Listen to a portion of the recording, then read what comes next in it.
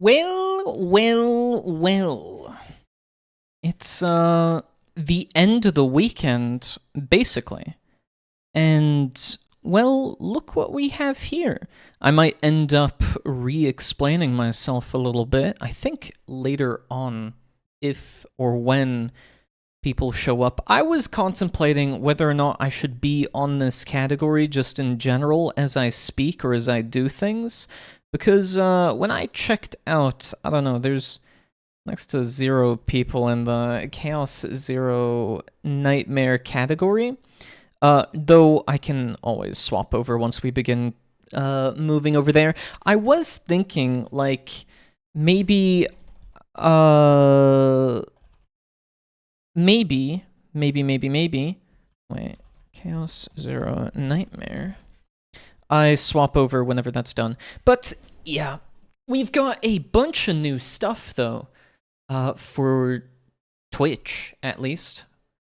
It looks like we have got channel points. I've customized them a little bit. I've thrown on some of my own wacky design or whatever. As you can see, I don't know, maybe we'll see it. I am streaming at a later hour, but depending on how that goes, it'll determine whether or not I continue doing it. I don't know. I got some feedback saying, "Hey, why don't you make it more consistent and stream at this hour?" And I was like, "You know what? That makes sense. I'll do that." But, well, whether or not that actually helps, we'll see. We'll see. Because Sundays are one of those days where people are just trying to chillax and not do nearly as much. And, well, I'm not sure what the general consensus is. At least for me, I don't know. I feel pretty exhausted. But then again, most of my weekend has just been kind of sleepy, kind of tired, kind of doing nothing. So I slept a whole bunch.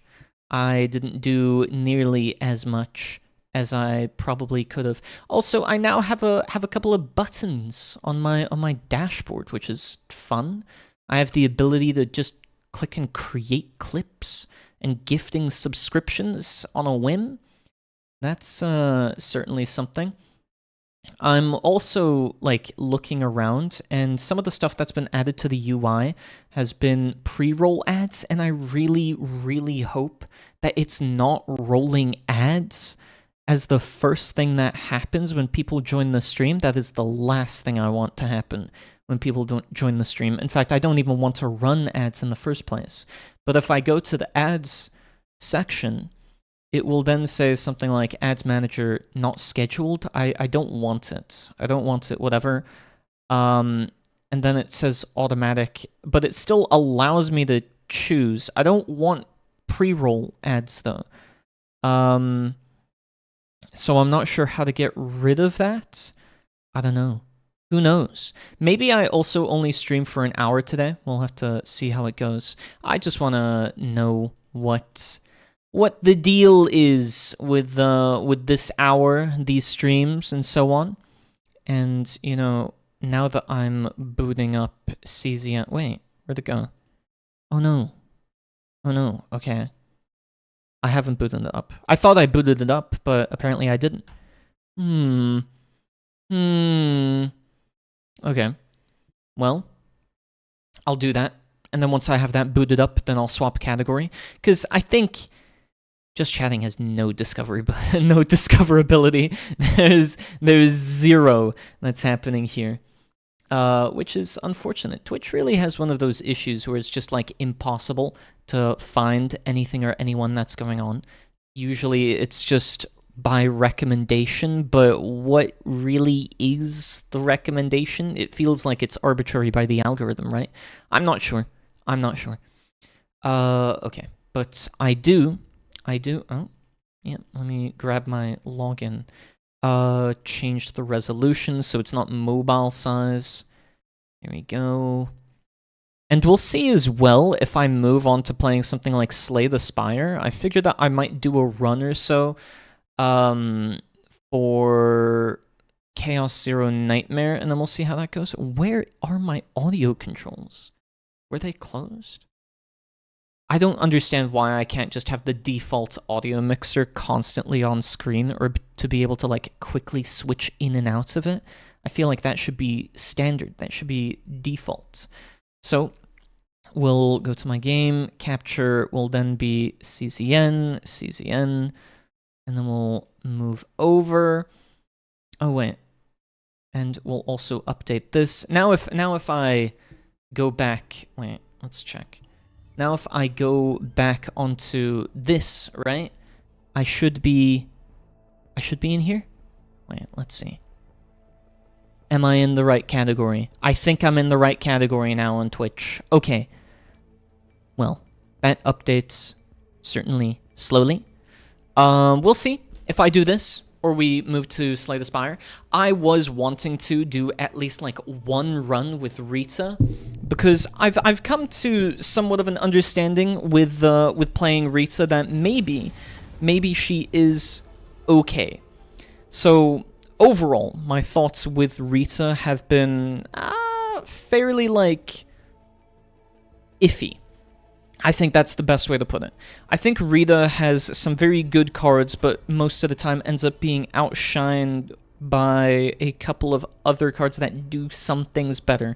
And I can show what I mean by this when I take a look at her deck, because I think I got some pretty good epiphanies. Obviously, it's not ideal, right? But regardless, you can kind of see what you want to go with her, or what you kind of want to go for with her. So this is... Oh, let me turn off my intro music as well. That's somehow still on in the background. There we go.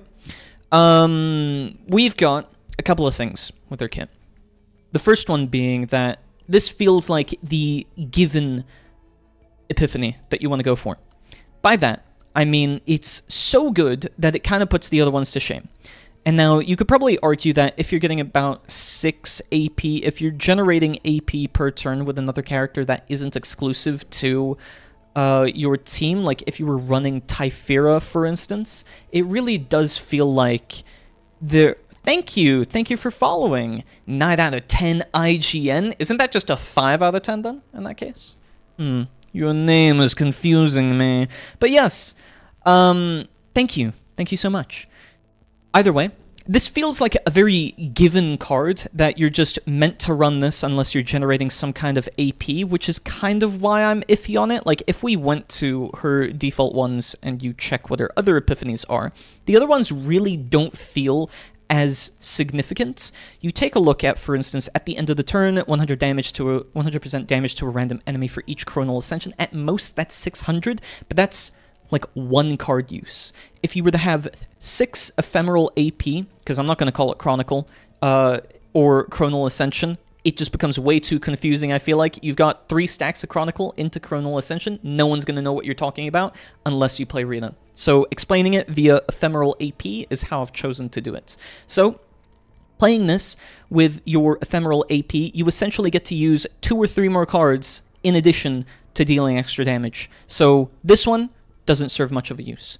This one, however, is mediocre. If you're playing a whole bunch of exhausted cards, like with Typhira, you can argue it's good, but it still kind of sucks. It really, really, really pales in comparison to the rest of them, that whenever a card is activated, 1 for each cost of that card, because it's 1, not guaranteed. 2, you would have to play a bunch of characters that can somehow satisfy the exhaustion.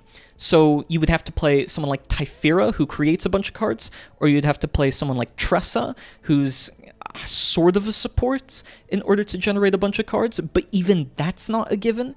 So I don't really see the point to it.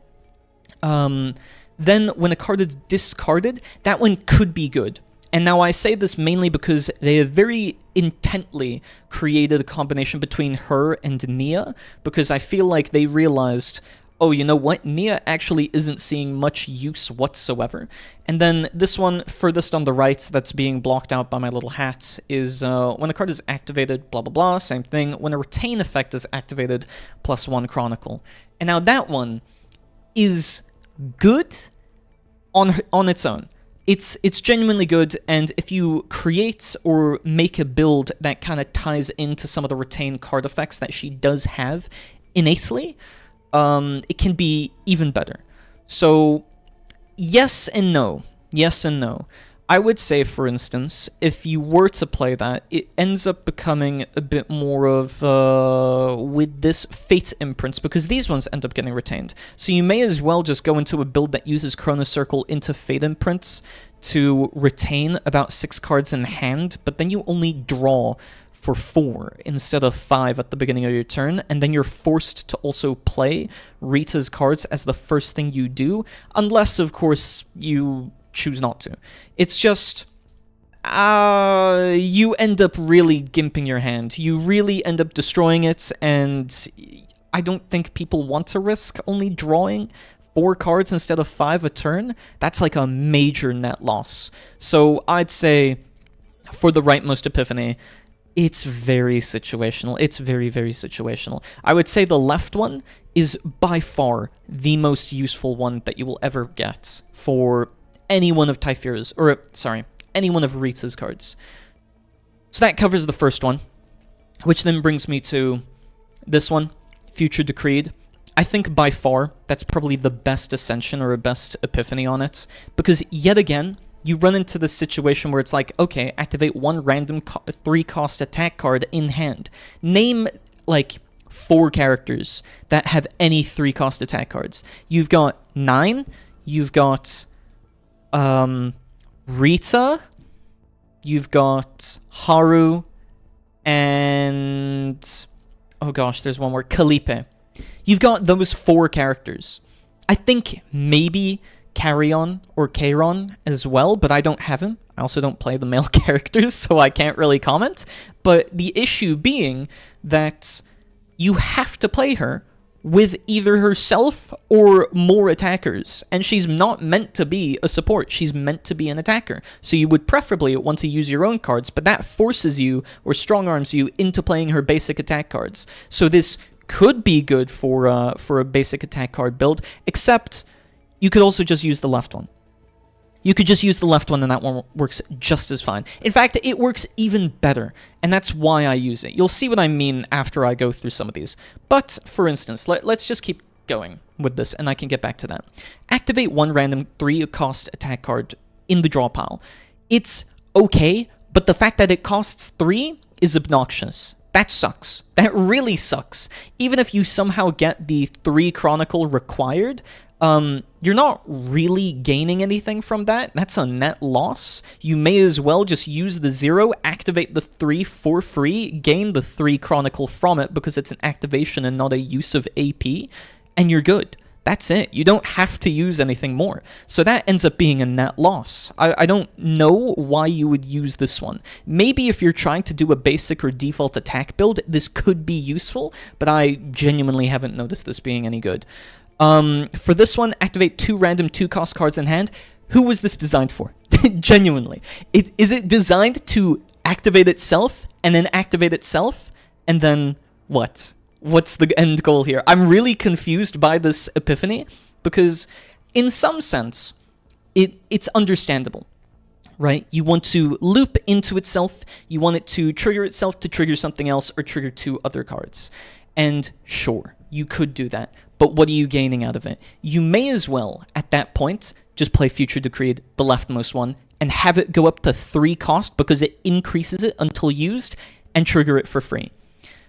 Instead, this one activates 2 random cost cards, and it feels like they're gearing her towards being played as a support, but then you end up with the dilemma of, oh, now I've got Chronicle and I've got Ephemeral AP. Why not just play less of Rita's cards, and then you don't have to use the Chronicle or Chronal AP system? I'm not too sure. I'm not too sure. Then, when a card whose costing is increased is used manually, 300% damage to a random enemy. Maybe. I really haven't experimented with enough of these, like, oh, deal this amount of extra damage as a conditional should you run into the circumstance or be in the happenstance that you can actually use it. Because why would you not just, you know, attack the enemy? I feel like that's one of the main arguments that I see with Rita is, why is she dealing a whole lot of auxiliary damage and not just attacking the enemy herself? Because she's meant to be played as an attacker. We check here. It's okay, it's weird, right? psionic combatants who employ powerful enhancement skills. But the enhancement skills are her playing her own cards.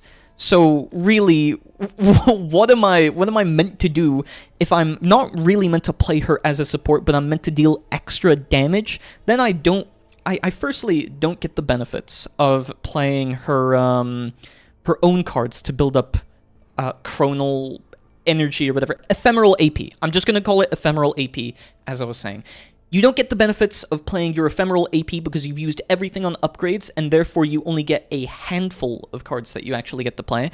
But if you actually used this version of it, and you had multiple duplicates, you could just raise any card in your hand up to 3 and instantly trigger it. Or, even better, play it as the only card in your hand and activate any 3-cost card. Meaning that you didn't have to increase the cost whatsoever. So you can trigger most of Kalipe's cards, most of Nine's cards, given that you've like filtered these out or removed some of the bad cards out of their decks, and you can use Rita's own cards with this. But this one requires that you use it manually, and it also requires that you've increased the cost.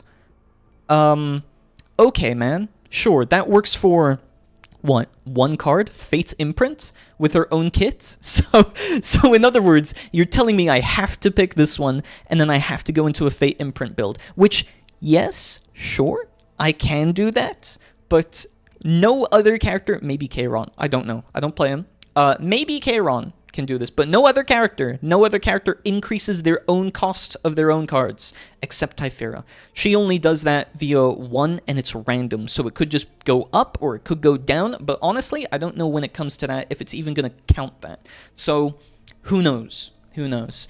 Also doesn't count Epiphanies, so if you had an Epiphany card that was originally 1, Epiphany up to 2 cost instead, doesn't count. So this doesn't proc on that. So this is incredibly niche, super duper unique use case that you would only ever use this for a Fate Imprint build. Don't see why it's there. You could just swap this out. You can forget basically about this one. The rightmost one, not good. Middle one, it's very mediocre. Hello, Helios. Welcome, welcome. And then this one kind of sucks. This one also sucks. You can forget about these 3 Epiphanies. They really don't matter. The leftmost one is by far the best one. And you can just, honestly, when I was building this, I know this is a test or a sample deck just to prove my points. The proof is that if you just have 2 of these in your hand, you increase the cost of 1 random card up to 3, boom, you're done. That's it. You don't need to care about it. You've already automatically activated it. Plus, for 1 turn gain plus 2 morale, yeah, sure. Count me on. Can also work on an attack card. Doesn't matter at that point. So I feel like the Epiphanies for this card really just aren't that good. They just really aren't that good. Chrono Circle kind of falls into a similar pitfall, I find. If we look at some of the Epiphanies here, I think the Retain one to create a Fate Imprint every single turn, nuts. Really, really good. The second one, when Chronal Ascension is gained, move all basic cards of this unit to hand. If you want to play basic cards, sure. It's mediocre. It's 2. It's 2 cards that get moved to hand, if that's the case. At most, you'll get 4 uses of your regular basic cards. But besides that, no, not really all that much. Then this one, select and exhaust 1 exhaust cards from all cards, then create a Fate Imprint for each cost of that card. It's kind of good. If you're running it with 9, definitely. Definitely pretty good because you create 3, but is it worth it? No. You may as well just hold it in hand and then duplicate this card so that you're creating 3 every single turn. Then you don't have to force yourself to draw into this. Then you've got Retain, you've generated another 3, creating a hand of 6 already, which is quite a few, mind you. And that's about it. Then this one, when Chronal Ascension is gained, draw 3 2-cost attack cards. Now this one, I kind of understand with this Epiphany. So the 2 activation, but except, this one only does attack cards.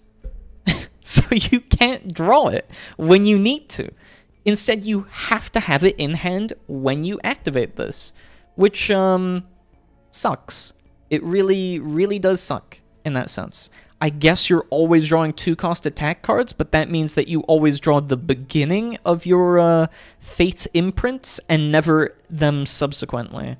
So I'm not really sure what the intent was, but it wasn't that good. It really wasn't. So this was maybe the best test deck that I could come up with.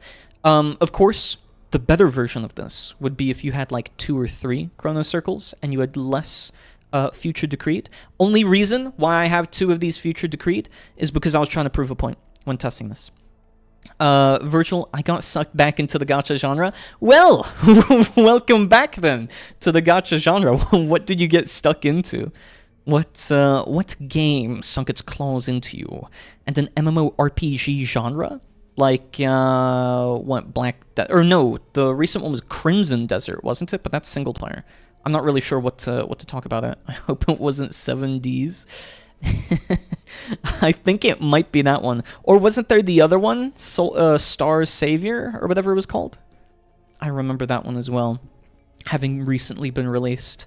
But yeah, my thoughts on Rita, she's kind of okay. Kind of okay. I would say her cards feel very conflicting. I do think these are probably some of the best ones. I would also say the time axis collapse for this one. The retain one is just so much better. Yeah, I tried Star Savior. How was Star Savior? Because I haven't gotten around to playing that one whatsoever. I've heard it was pretty good, but I'm not sure if it was it's my kind of gacha. I've honestly been so dedicated to CZN and Nikkei as of late. Destiny 2 got me back because the premium edition of the new DLC was so cheap, I just bought it. I tried Destiny 2 as well, but I think the main hurdle for me was that I just got so much stuff to do as soon as I logged in for the first time. I had no clue what to do. There was like 50 different menus, and I was like, what am I doing? This was more difficult to get into than Warframe, and Warframe was like way older. So, I don't know, because I started Warframe sometime after they added Rivens or whatever.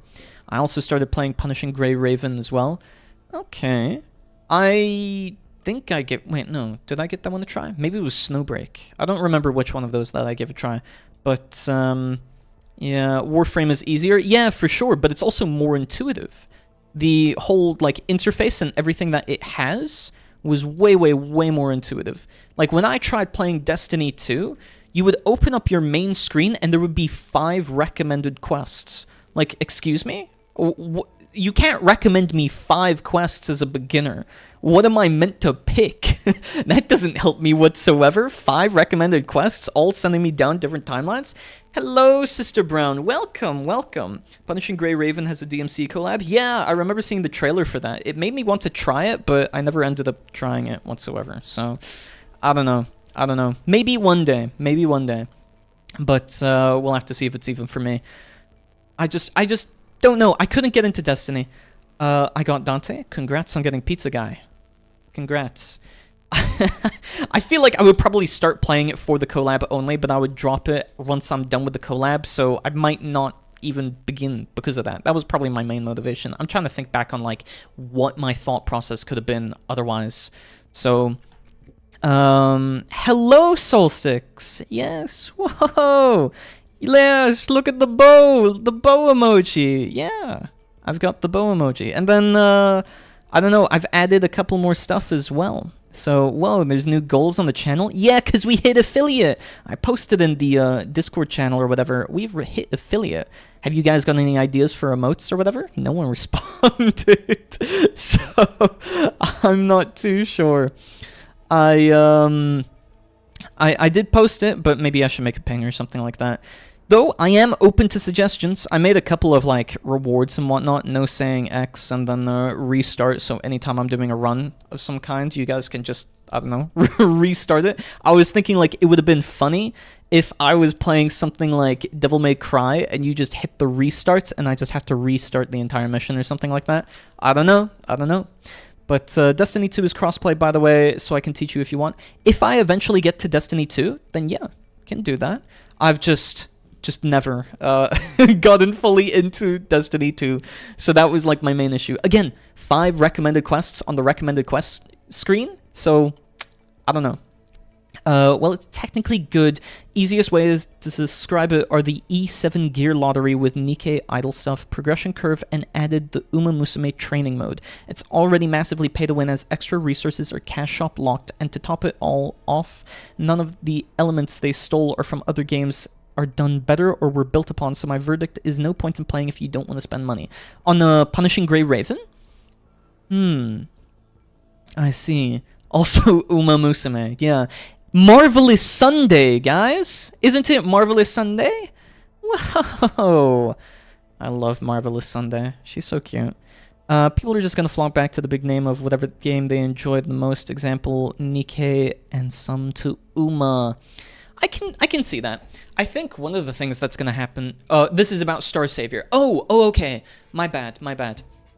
I thought that you were meaning with Punishing Grey Raven. I was like, that's... I don't know what you were meaning with the idle and training mode, but okay, Star Savior. It's kind of like that then. I see. I don't know. Maybe I'll take a look at it. I don't know if it's something people want to review on. I could look into it. I've got a lot of gacha experience under my belt, but whether or not I'll actually play it, well, or continue playing it rather, that'll have to be another question. So, but yeah, I added a couple of stuff. I don't know if the channel points icon is looking good, but yeah, feel free to give me feedback on this, by the way. I made all of the assets myself, so if you want something to change, then I can change that. I had to draw it or scribble it out, so I don't expect it to be amazing. I got to Chapter 8 of Resident Evil 4, and there's 15 chapters in total. Oh, really? Oh, really? How are you enjoying the game? Do you think it's scary? I think I've asked you this before, but this was probably during the reboot, so I don't 100% remember if it's going to be the same throughout the different games and so on. Training mode is like in Uma, where your cards help you gain stats. At the end of the run, you get a score, and then you equip that score to the character for battle power. I feel like that's becoming way more of a trend lately, actually. I'm not sure if it's just me in my noticing of things, but when I notice about this is that a lot more games are doing this whole, oh, by the way, you play a run, and through that run you get some like permanent deck or build that you then use for other content. I feel like is becoming more the norm. It's very action-packed John Wick type stuff. Yeah, I would imagine so. Mainly because of angry Spanish people and backflips.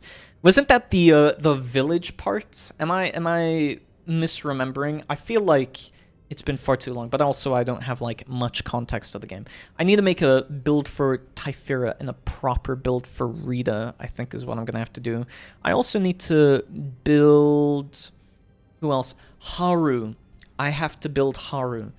Haru is another character. I'll do this and see if I get anything good. I have the limit of save data? That's a first. In a while, I suppose. The way it is done, though, is exactly like it's done in Uma Musume. So, Virtual, which gacha did you get into? You misremember. Yeah, probably. That's not an answer. That's not even a real gacha, man. What are you talking about? But yeah, Resident Evil games probably on the list, but I'm too much of a pansy. We'll see. I still am not sure. I need to put up the poll for which game I should play next. And we'll see where to go from there. So, and ZZZ. Uh-oh. ZZZ. Oh, wait, actually removing 2 cards would be crazy good here. So we're gonna try build Rita, I think. Yeah, I think we're gonna try do a proper Rita build. You should make a poll. Yeah, I'm going to. I'm gonna make a poll in the Discord server, then link to it from my Twitter post. I was trying to look into it, if there's like an integration or something that I can use to create a poll on like X or Twitter or whatever, and see how that goes. Okay, so the reason why I'm not doing it right now is because I want everyone to have the chance. Or that works too.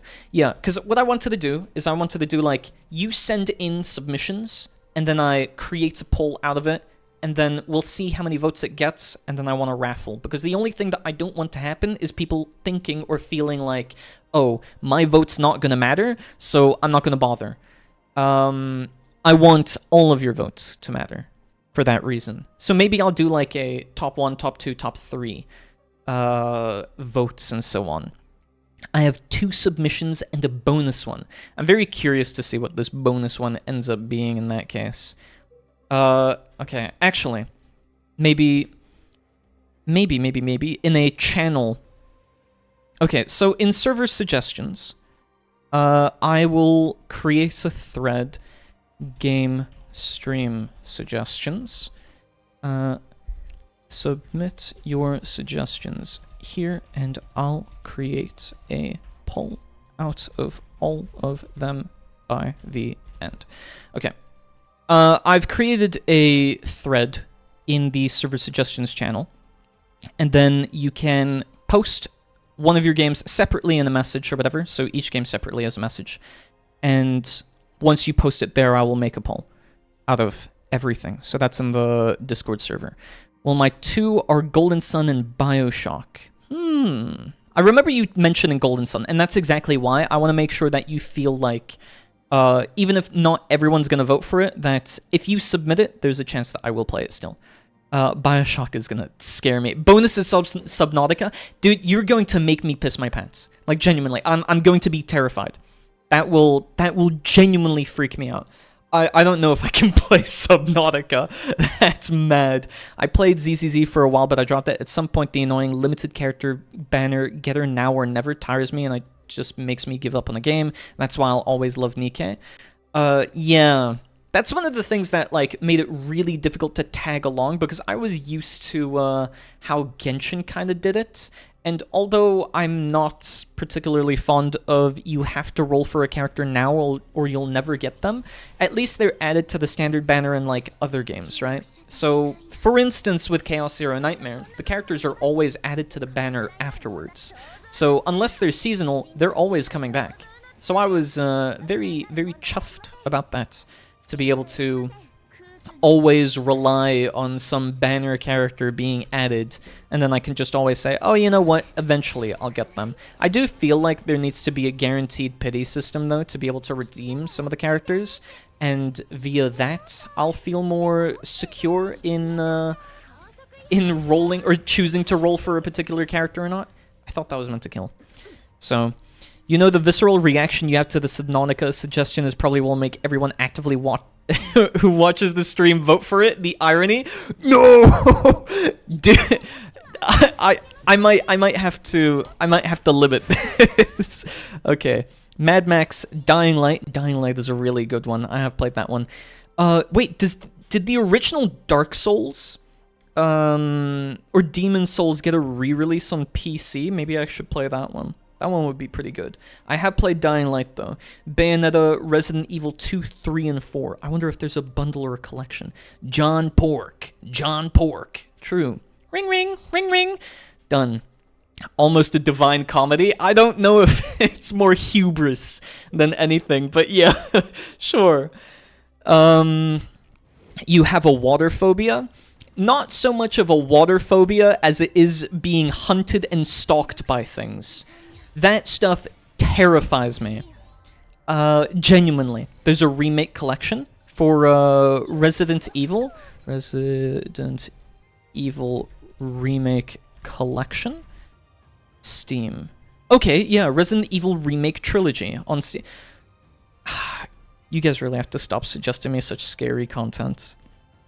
I really think this is going to be bad for my heart if we do this. But, yeah, sure. Either way, feel free to post all the suggestions. Even if it's, like, old emulated stuff, I really don't mind. I was contemplating, like, emulating some of the stuff that I technically own the games and consoles for. So, Pinnacle of Horror. I feel like some horror games are just built different, because when I booted up Outlast, it was so scary I couldn't get through the main menu. It's a different breed, that game. I don't mind if it's difficult to pull a character that it'll take you a while to get them, but if it's for like, I don't know, 20 to 15 day limited banner on top of being really hard to get, no thanks. Yeah, as soon as it becomes like FOMO and really difficult to get a hold of the character, that's where I begin to take an issue with it. So like, Genshin has its own model and whatnot. It's difficult because while I can understand it, it is very, like, FOMO. It is very, very FOMO. I want to be able to have enough currency to at least roll for every single character, and then every character that I choose to not roll for, I can save up for a guaranteed dupe of the next character, and that's kind of how I want to play it. But unfortunately, no, that's not how it works most of the time. And really, I want to, like with Chaos Zero Nightmare, every character that I've skipped on, I've been able to guarantee getting the next one instead. That I'm fine with, because then I don't always have to roll for a character, then I can just guarantee my own sanity to decide whether or not I want a character. Phobia of the ocean or deep, non-clear bodies of water is basically the same as fear of the dark. That is actually really true. That is a really good point. I hadn't thought of it like that, because when I think of fear of the ocean and fear of the deep, I always think of like, okay, well, there's the pressure of water down on you, like the atmospheric pressure of all this like tons and tons of water on you. There's the slowness that makes it feel like you're walking slowly through a dream and whatnot. It's just so many different things on top of it, but also because it feels like, yeah, there's the dark and it's really difficult to see. We are scared of what could possibly be in the parts that we can't see, while we feel like everyone/everything else can see us. Yeah, it's the horror of being observed. I feel like every good horror game has made it feel like you're actually underwater. You're slow, you can't run, you can't do anything. You're just running for your life. FOMO makes me suffer. I try avoiding that. I do too, Sister Brown. I do too. It's really just, it ain't easy being cheesy. EU is chasing the game age rating because of FOMO changing. I think I heard about this, right? It was the ESRB, wasn't it? Yeah, I think it was. I could be wrong. I could be wrong. It's only what I've heard. Wait, I forgot one free top tier horror game, and before it's something like Slenderman. Oh, Cry of Fear.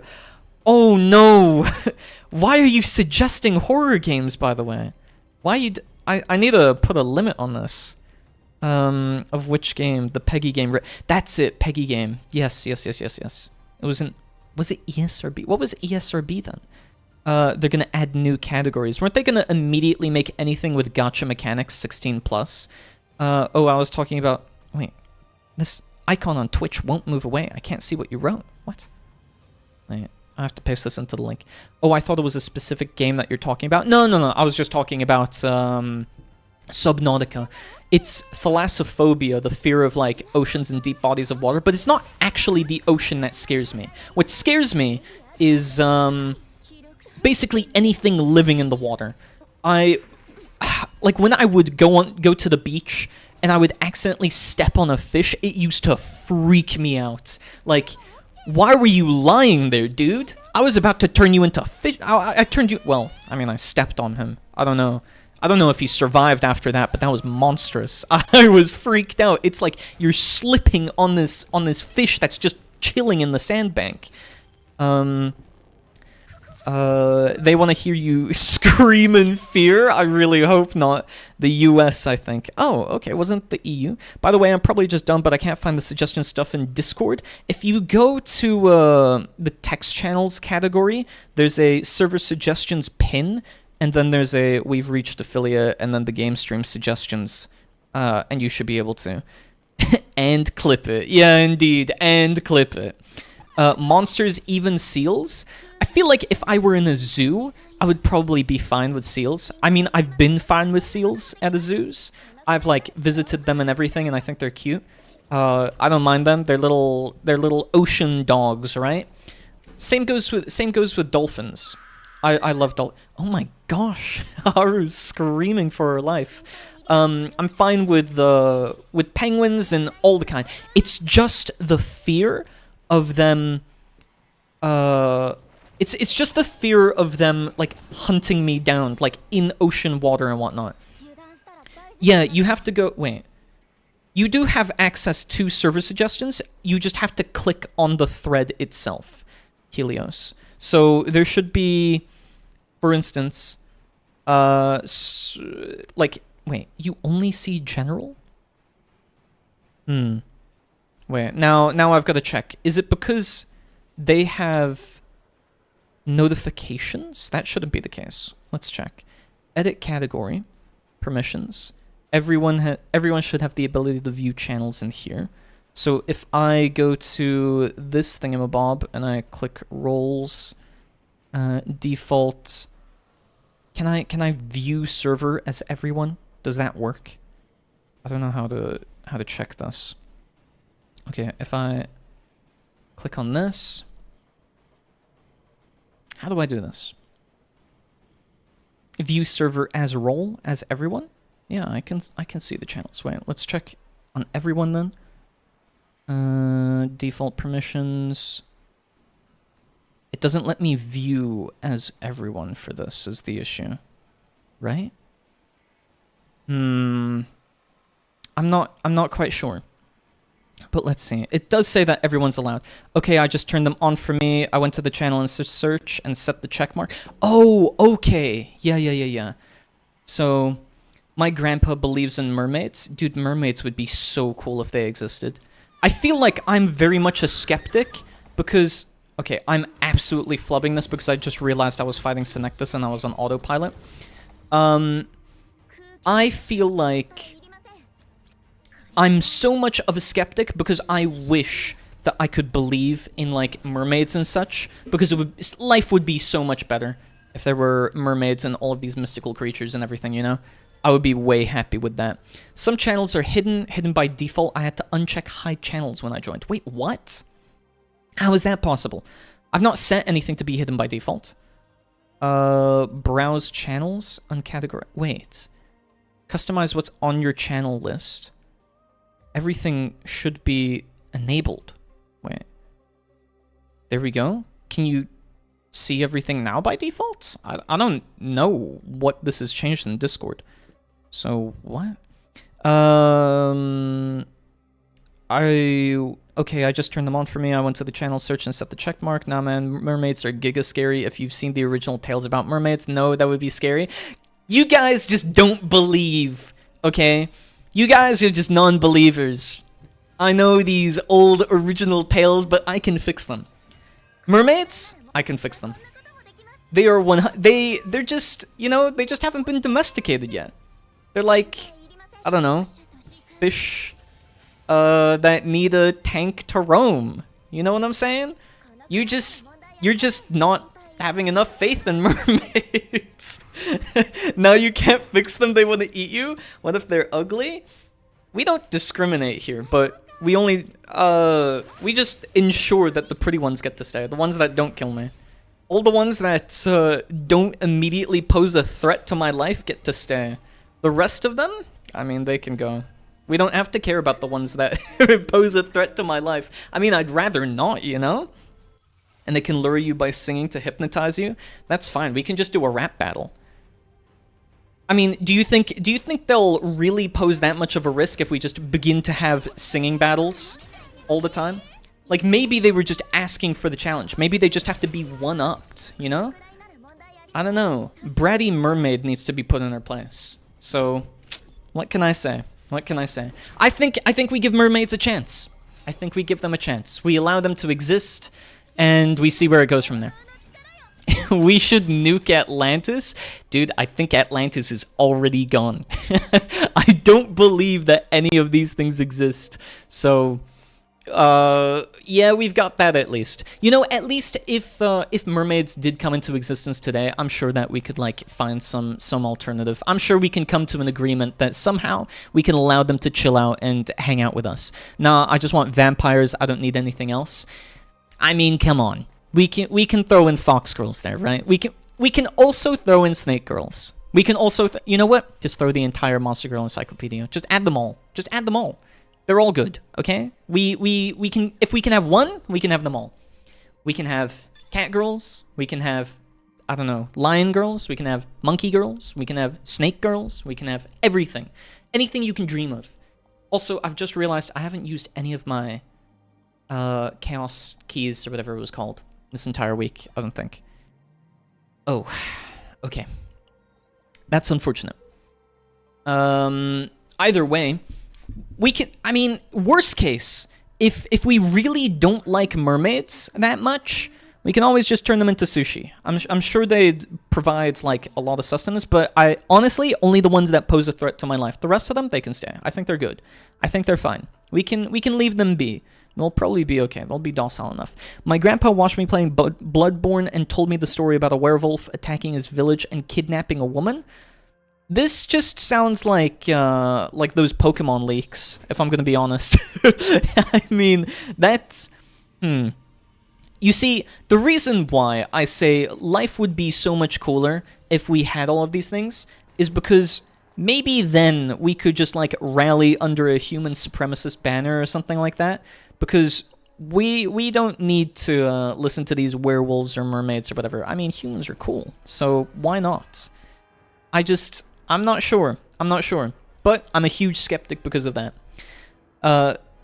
Wait, what? Aren't all monkey girls kind of monkey girl? Aren't all girls kind of monkey girl just as all guys are monkey guys? No, I mean, I'm meaning more like proper, right? I'm meaning more like, you know, the Saiyans with the tails and really long hair as a result, maybe? Or maybe, I don't know. I don't know if I qualify body hair as a part of that. We cape from apes, though?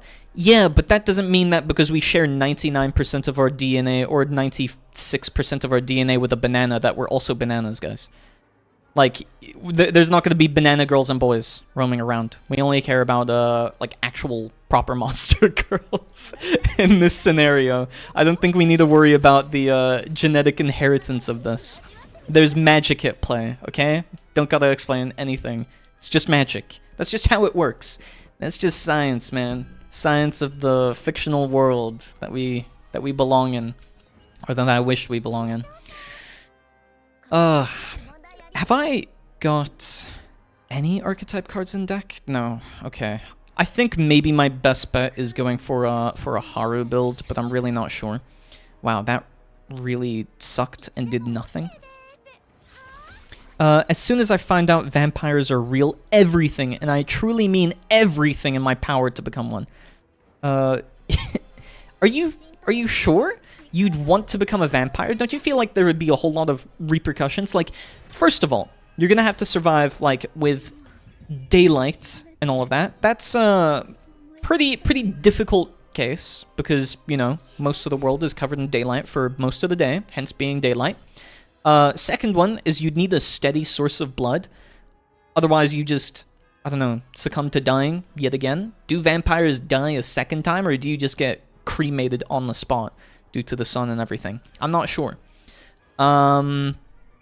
You would have to try work from home all the time. I guess if you're doing, like, a night guard job, that could be pretty decent, you know? Like, if you're a vampire doing a night guard job, I mean, that's it. That's it. You're good to go.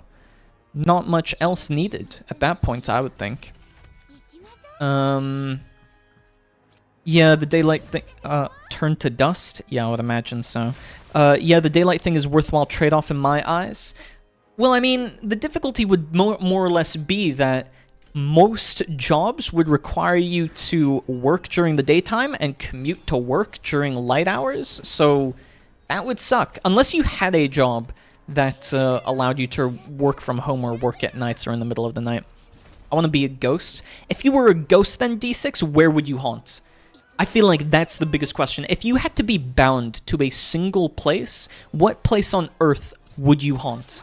Mind you, you have to, like, be conscientious of... You're stuck there forever. Maybe you've got, like, I don't know, 10 to 50 meters or, like... I don't know, 20 to 100 feet worth of space around you that you can use for it. So you're stuck there for the rest of your existence or being. Where do you haunt in that case? Going by World of Darkness rules, I get some human to be my ghoul and provide me stuff and feed on them from time to time, or get them to bring me people to feed on. I feel like even that's really risky, because then you just risk, well, obviously, staying at home at night all the time, and then if they get caught, then you have to go out of your way to convert again. I don't know, I feel like it's such an inconvenience in that case. The Eiffel Tower? Why the Eiffel Tower? Is there something in particular that would, like, have you wanting to haunt that? Because I feel like you could probably haunt, I don't know, a really popular street or an office building, but then again, I don't know, at the same time, like, you could do an apartment building. The question is then, when do they stop using it? So that's why I kind of feel like a street somewhere works really well. Many people to scare? That's true. But I feel like the Eiffel Tower, I don't know, does that suspend you in the air? Like, you would have to pick somewhere pretty high up in order to both get to the top and the bottom of it. But then if you pick, like, somewhere in the middle, then you can't do most of the bottom. And I feel like that would kind of suck. The Pentagon. That's a place to haunt, for sure. Why the Pentagon, of all places? I feel like... I don't know. I'm thinking of the street idea, but maybe it's not the best one. I feel like doing some home is good, but until people move in or eventually becomes deserted because you've haunted it, that would really suck. I don't know what a good place to haunt is, but like you could just traditionally do a cemetery, and that would be kind of funny. Just scare people completely out of their mind, and that would be pretty good, I think. I wouldn't go anywhere anyway. With my luck, I'd become a Nosferatu anyway. Ugly and good at selling info to people and probably good at computer stuff. And the way ghouling works, literally no chance the ghoul would reveal me. Bound to me and dependent on me. Dude, that's crazy. Yeah, if I were a vampire, I'd be ugly. Real ugly. Damn, man. Okay, I'm sorry to hear that, dude. You don't have to be a Nosferatu. How do you choose which kind of vampire you're turned into in the World of Darkness series? I don't know. I've seen a lot of people thirsting over Nosferatu on TikTok. Dude, this is I'm not too sure about this anymore. Nosferatus? Depends on who turns you. But surely there has to be, okay, like, I'm not familiar with the World of the World of Darkness lore, but do you have to be converted by someone of the same family? And if so, could you be, like, bitten by, I don't know, the primordial vampire of one of these families? Does that give you any boons or benefits? Dorkness? Yeah, it's dorkness. That's what I said. What do you mean? Are you judging me now? Just because I said dorkness? You should watch yourself. You better watch yourself. It's a bit of a dorkness going on. Oh yeah, also I was just thinking about it with the channel points. I will update to include like some of the like jump and attack commands or whatever for Devil May Cry as well. So you will no longer have to type that out. Just so you know. Just so you know. Hear me out, Wandering Spirit. I get to explore the whole world.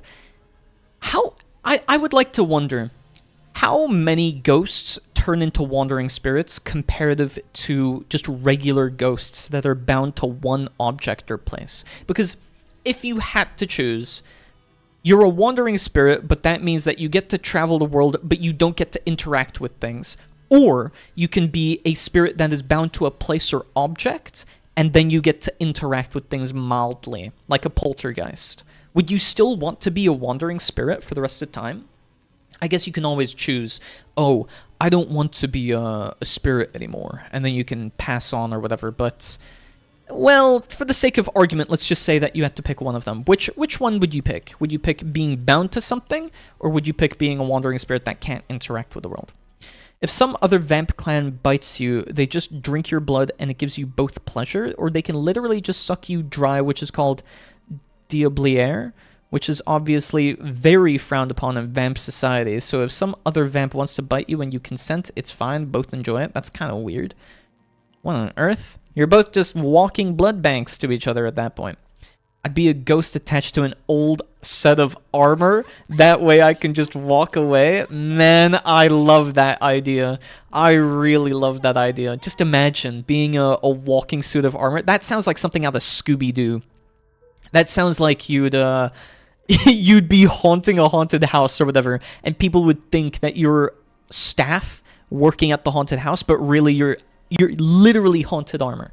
Or just, I don't know, cursed armor. I'd be, yeah, Diabliere gives you strength. Oh, okay.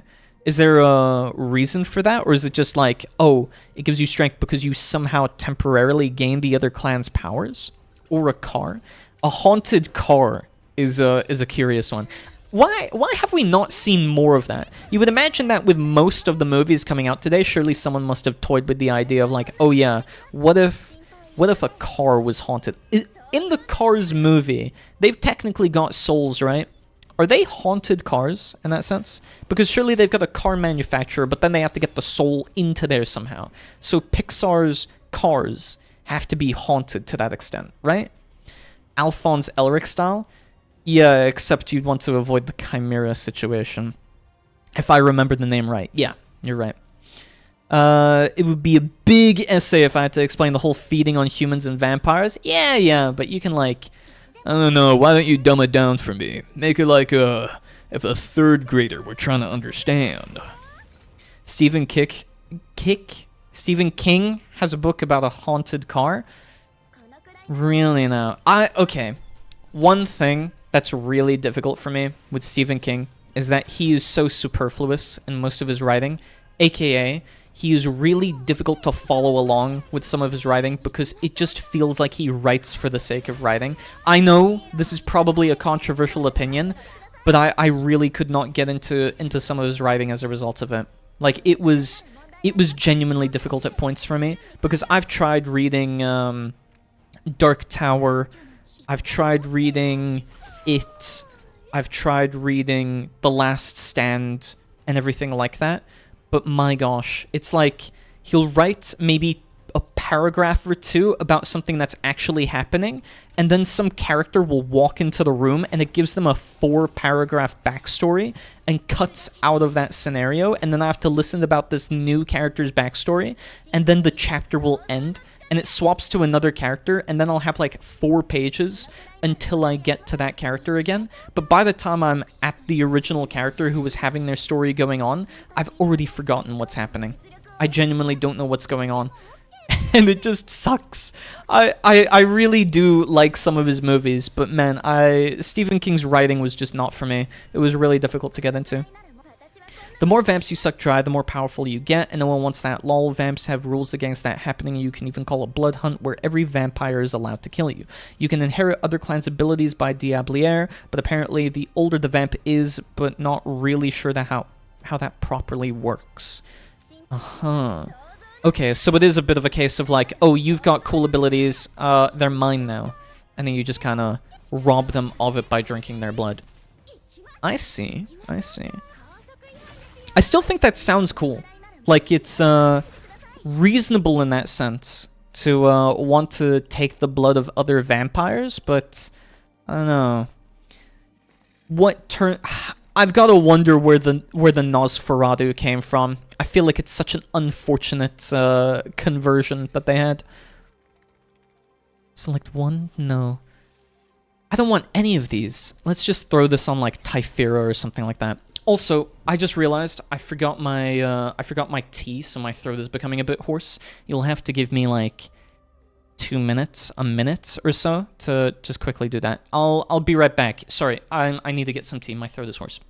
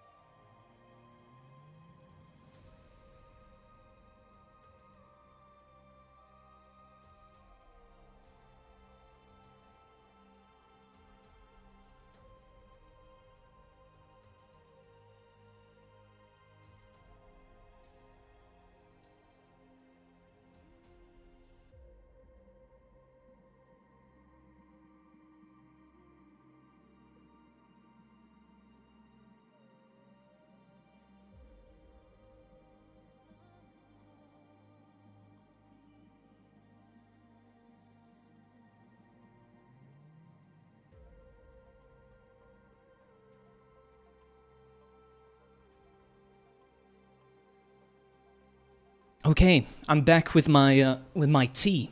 Here we go. Let's see. Where did I finish off? Reading. Oh, World of Darkness is a tabletop game. I was gonna try find a D&D group. Honestly, D&D is so much fun.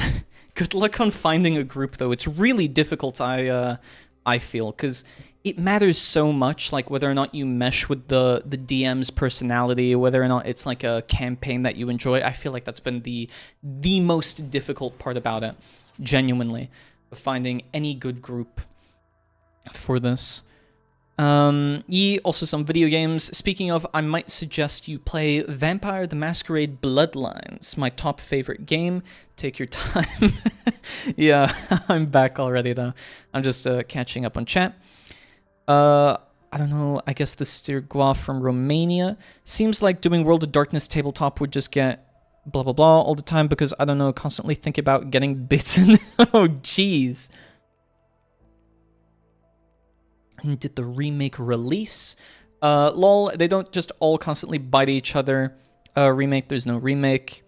I think I got confused. Yeah, it was well, it's not a sequel, it just takes place in the same world, right? How does the new game work in that sense? Also, how have I not gotten a single epiphany on any of Rita's cards? I've been so unlucky with this, actually. Yeah, Bloodlines 2. Yeah, it's it's just in the same universe though. It's not particularly or exactly a sequel, is it though? Does it take place like canonically after Vampire the or Bloodlines the Masquerade or whatever it was called? I have to say I'm not like 100% certain with whatchamacallit. Also, hello Sol. Hello Solstick in the Discord channel. This was unchecked when I joined. Oh, I see. I see. Waited so long for it, but the majority of people don't like it. It's not as good as the first game, but I'm biased and I enjoyed it. So long as you enjoy it, that's probably fine. I think the only thing that's the major difficulty when it comes to the games industry and everything is that you should still be, like, mindful of critiques to something, so to speak. Like, I think with games, it's fine to enjoy things as much as you want or as little as you want, but if you enjoy something a lot, then you should be reasonable to the critiques about it, and if you dislike something so much that you always want to critique it, I feel like you should then do the opposite and look on the bright side of said game, or what it does well, you know? Okay, let's actually try use this one. I feel like that's just such a bad epiphany. There's really nothing redeeming to that epiphany whatsoever. Do you consider Dark Souls a horror game? No, not at all. I played through 2, 3, and Elden Ring, but never Demon Souls or 1. And honestly, my difficulty with the Dark Souls game is that they do a lot of the same thing for a long time, and because of that, I don't end up finishing them until years later. Like, I'll start channel points. Yes, channel points indeed, because we've hit affiliate. So now you can spend that on stuff. I've got a section in the Discord server if you want to suggest things for affiliate. So now if it's emojis, if it's like, I don't know, point redeems and so on, I was going to add like maybe some TTS or screen stuff that you could see for it, and I think that would be pretty fun. But yeah, we've got channel points now, so feel free to suggest stuff, or I don't know, maybe I'll add some more stuff for it.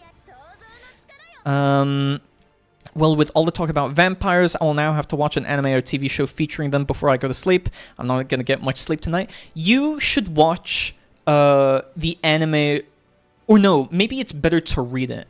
Rosario plus Vampire. I remember that being a really good slice of life / romance anime between a human and a vampire.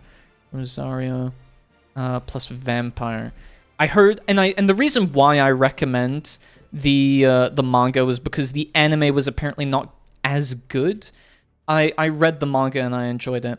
But oh my gosh, the openings and endings for that anime, oh, they were so good. They were so good. Disco Thique is on my Spotify playlist still because of how good that song is.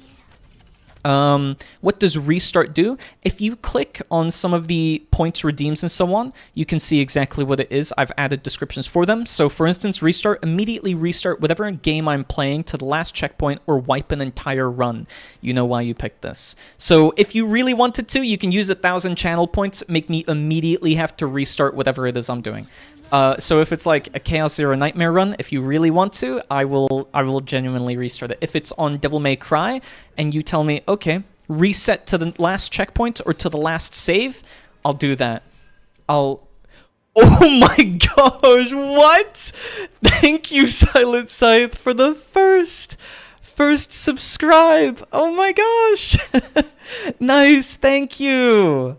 That's so nice of you. Oh my gosh, I pressed the button. Dude, I can't express how... Oh, that's so nice. Genuinely. What do I have to do to thank you? My gosh, that's so sweet. Thank you, man. Thank you. Basically watched it because I randomly saw the opening on YouTube, was very disappointed by the ending and looked into the manga. Ooh... Yeah, I saw... Wait, what did you redeem? Here we go. Thank you, Silent Scythe, for getting us started. 1 of 10. What was the other button? Wait, what does it say? What? Helios? Oh my gosh! Why, you guys? Wait, what? Dude! You... 5? Oh my gosh! Dude! 5? Really? You're genuinely too kind. That's insane. That's insane. What? 5? I can't express this in... Dude. That's nuts. You really... Thank you so much, man.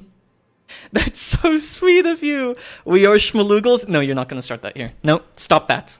Stop that. Dude, oh my gosh. I really lack words for this. Thank you so much, Silent Scythe. That's really kind of you. Just now admit that blue flavor exists. Okay.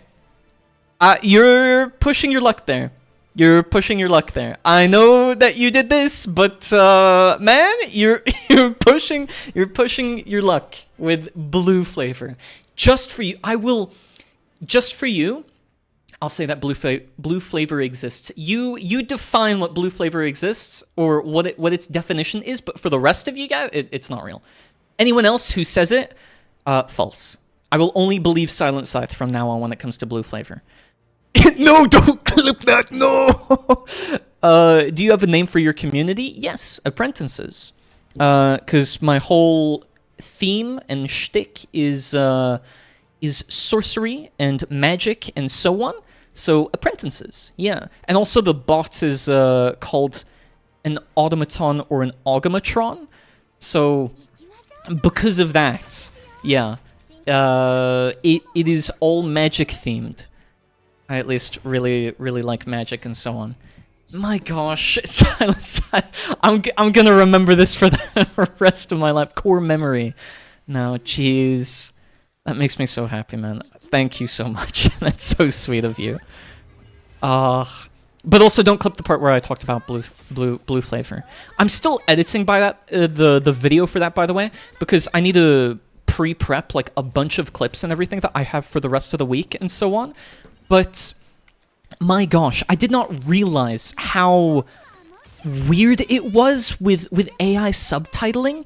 It's like I use this one tool or whatever for auto captions, and it gets it off like by a couple of seconds or a couple of milliseconds every single time that clip will blow up. I genuinely hope it does. I need to pre-prep like a bunch of clips and everything so that I can post throughout the week because I'm too busy during weekdays to do so. So I'm editing it, but my gosh, manually editing subtitles, it's so sucky. It's so sucky, dude. I tried using the auto captions thing, and it doesn't work. It's a fair trade. You make me laugh, and I give you something back. You're too kind. Also, thank you, Solstice. Oh, you guys, please. It's so sweet of you, and I'm really, really glad that I can make you laugh with my dumb jokes and whatnot. Genuinely, that's the only thing that matters to me. So long as you find my content funny, and the more bits that I can pull off, I will forever keep doing this. Genuinely, and I'll keep trying to find ways to make this funny, for you guys, or to, like, I don't know, oh my gosh. You're crazy, dude. Thank you. I can't keep going on like this, man. You're gonna make me sound repetitive, just saying this over and over again. I need to either make more channel arts or whatever myself, or assets, so that you don't have to look at the basic ones for whenever subscriptions are made. My gosh. Thank you so much, man. I need to now think of, like, a way to commemorate this. I'll come up with some ideas or something like that.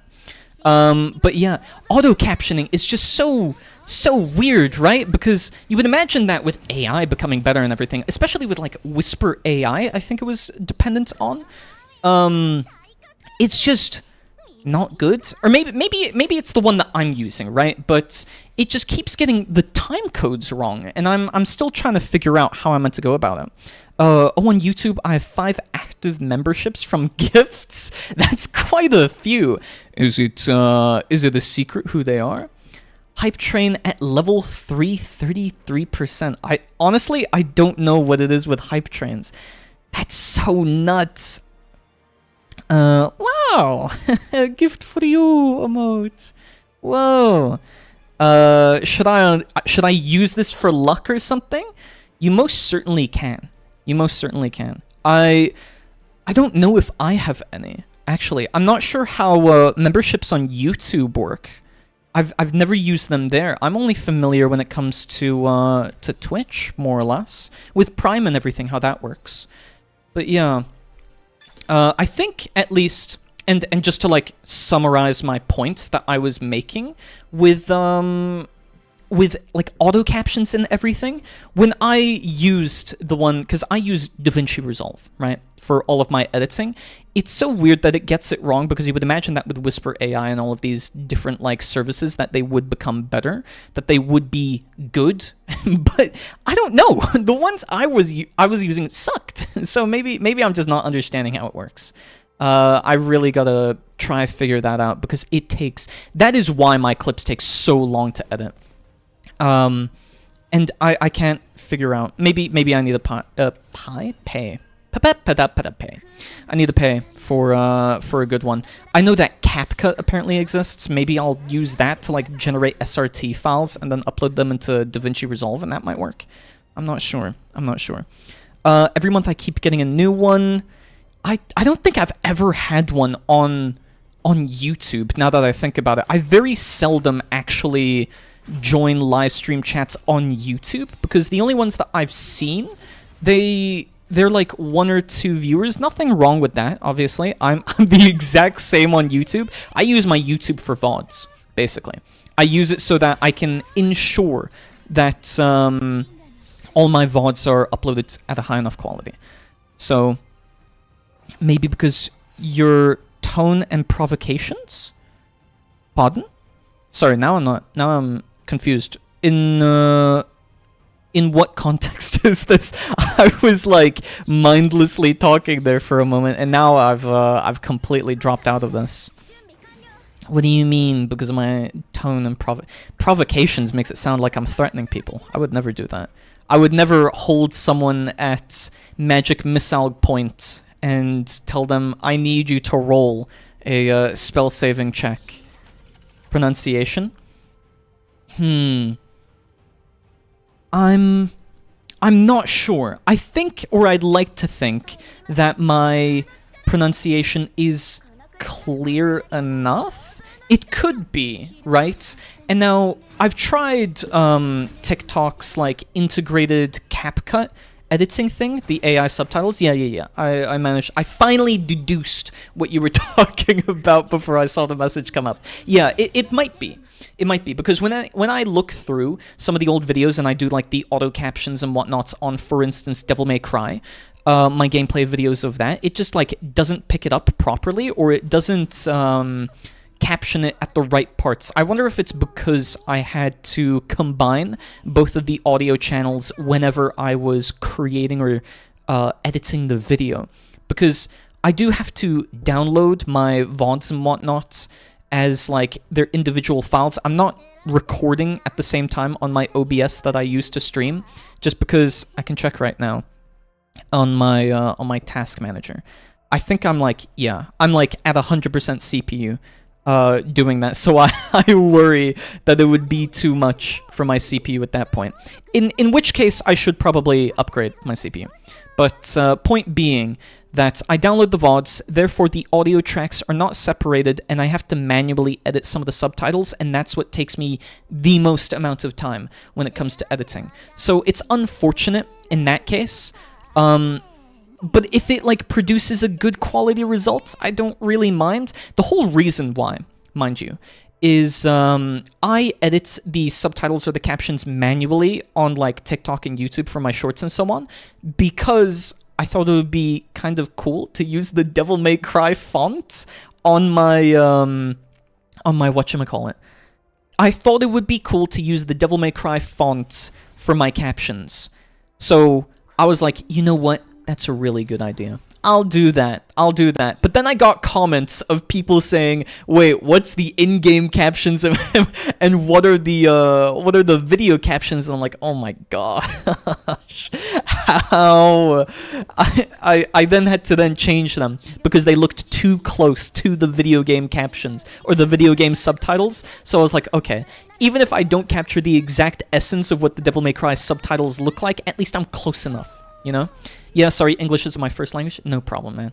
It's no worries. So long as, like, doesn't matter to me. You can always clarify in the next message, and then I can read that. No harm, no foul. I found you by doom scrolling shorts. I hope the shorts were funny enough then. I mean, considering you're here. I've hooked you on. I think the DMC fonts were based. I'm so glad you like it, because it took me forever to find it. Thank you, Sister Brown, as well, for the 100 bits. Whoa! Yeah, I was really chuffed to find the exact fonts, to find the exact color gradients that they used in the files, and then I tried to size it the exact amount as well. It came out so good on my first couple of videos. The only unfortunate side is that I had to increase the size of them, so you can very much tell that they're no longer like the in-game captions, but I thought it was like so good. I was so proud of how I managed to do it. This took way too long to do because it just wouldn't accept my card. I'm just flattered that you did it in the first place. Thank you so much. What the? Where'd the card go? Why did it fly up into the corner? What? Did you see that? Okay, sure. Whatever you say, game. Nice. Oh, I just realized I forgot to turn on Stream Deck. I found Auger because the day I decided to pick up CZN again happened to be a CZN day for the stream. Oh, yeah. I think I remember this as well. You joined in asking questions about the game once you got back into it. I don't know, people confusing your subtitles to an in-game subtitles is kind of funny. Honestly, I think so as well, because I think that goes to show just how good it was. I had to add a background gradient, and I had to make it bigger in font size, just because it did confuse people too much. So that was the funny part about it. Genuinely, though, I really like that. But I think it hurt retention. Honestly. So I had to change my mind with it, and I was like, okay, well, if I am doing this, then I can't be using in-game font that genuinely confuses people, because then they don't actually know it's me talking, you know? So I have to double check. I found Auger on TikTok because I love DMC. I'm so glad. I'm so glad that at least I'm reaching an audience. You won't believe like how much of my analytics I've gone through to figure out what works with my content or not. And you know, the thing is as well with my content is that like I am trying to iterate on it and to make it better, but you only ever see that in 1 week chunks. So first week, that was like my first experience like editing anything into short form content, and even then like those were each a minute long because I was like, oh, you know what? I'll do like traditional Let's Play. I'll make it look like old YouTube videos that I'm really accustomed to. But then I saw like no retention rate for it. People watched the first 3 seconds and they liked it solely because it was DMC. So I was like, okay, I need to change my strategy. So then I updated to using like 8 to 16 second clips, and that worked way better because I saw more people liking it, more people watching it all the way through, and that like jokes landing because of that. So I can't believe Dante said skibbity toilet in Devil May Cry 3. True. Yeah, every time I see DMC shorts, I follow the creator. Well, I'm glad you stuck around for mine.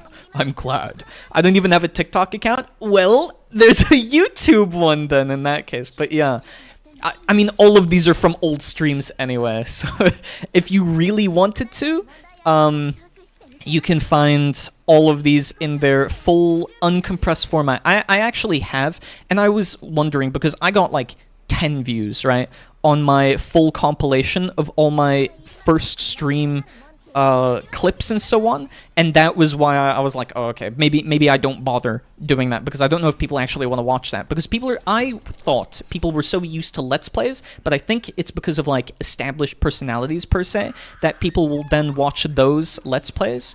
So I don't know, maybe I'll put it up, but I've got like one more that I was thinking, do I not?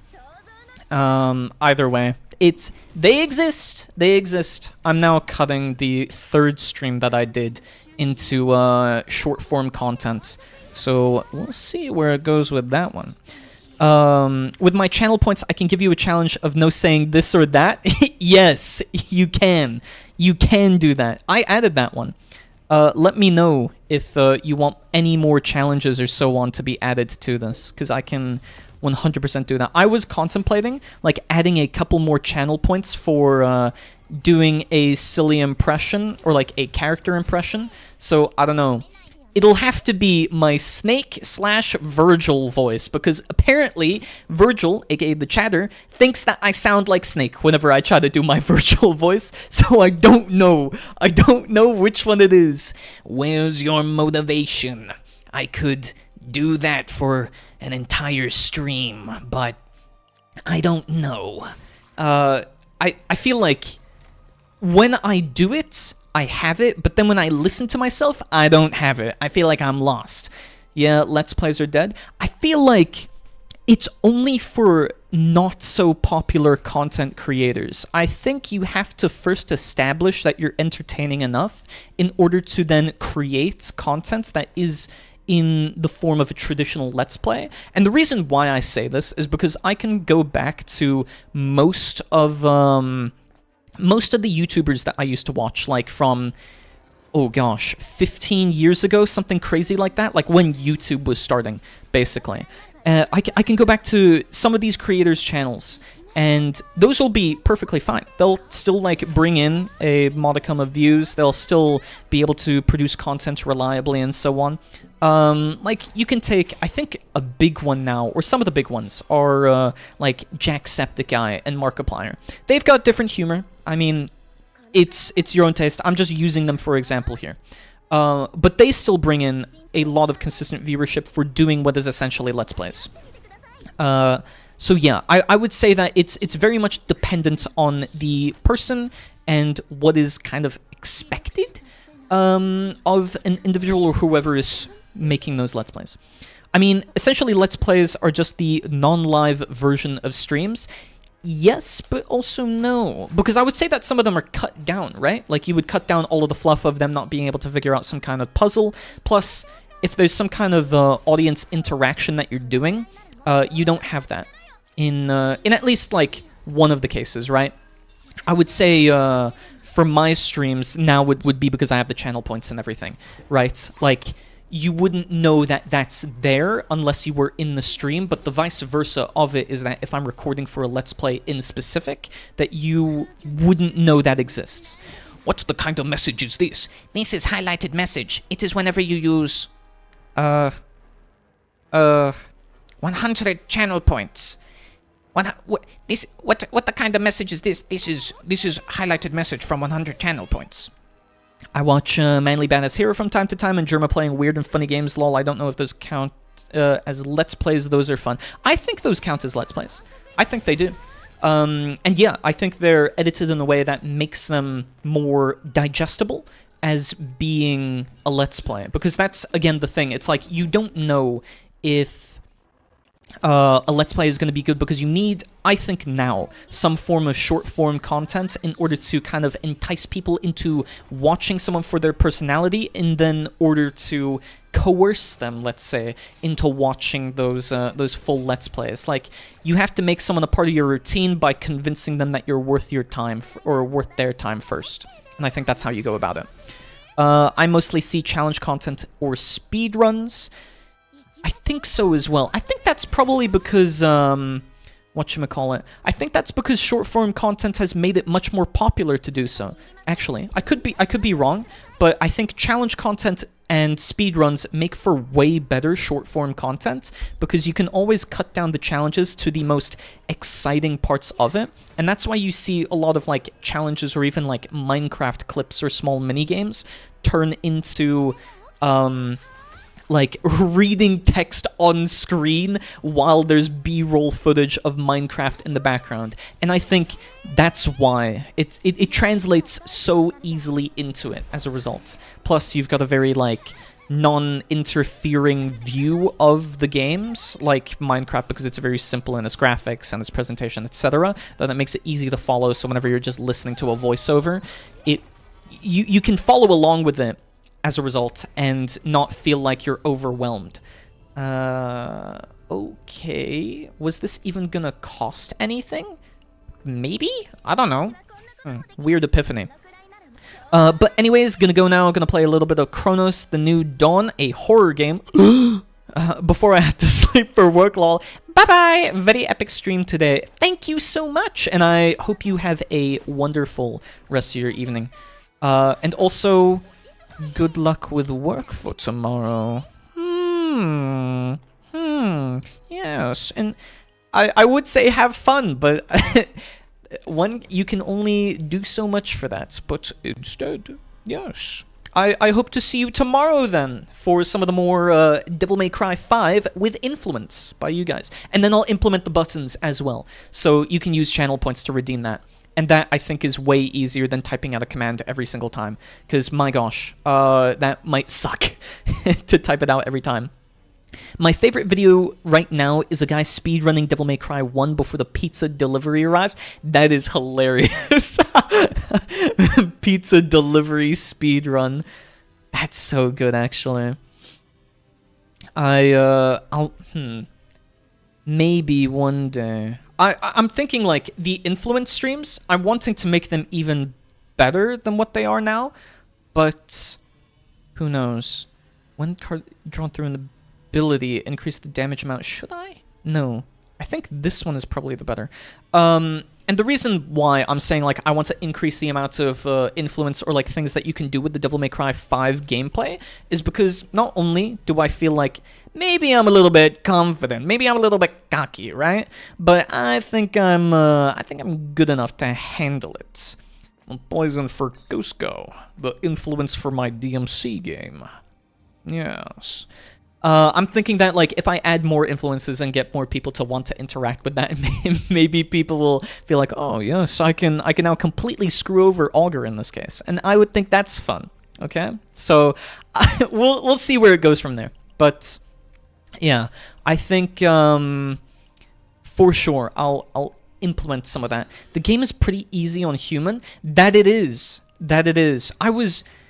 You know, when I started Devil May Cry 5, I was kind of let down that I wasn't able to pick the harder difficulties immediately.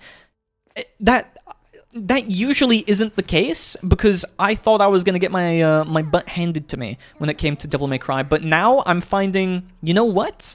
Maybe I should just I should just mod it so that I can already have those difficulties unlocked, because I really want to be playing it on not Dante Must Die difficulty, but I don't know what difficulties there are for Devil May Cry. I just think like I should be playing it on a harder difficulty, because the only two options I was given was what?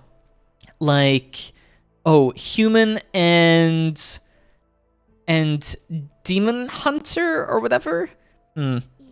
Hell or hell? Definitely not that. Not that. Scythe. That would be ridiculous. Like, okay, the influence thing on top of that would make me lose my mind. If you beat Urizen in the prologue, you unlock them. Oh. Oh, but you're not meant to beat them at that point, right? So, yes, but, gosh. If I could, I would.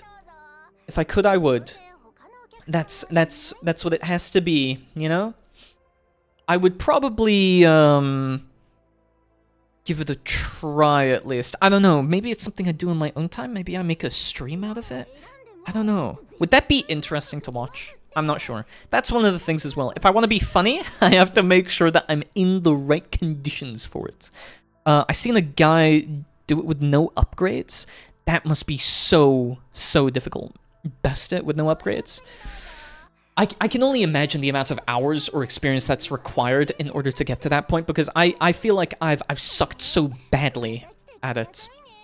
Man, I guess I overdid it on leg day 2 days ago. Even sitting down hurts now.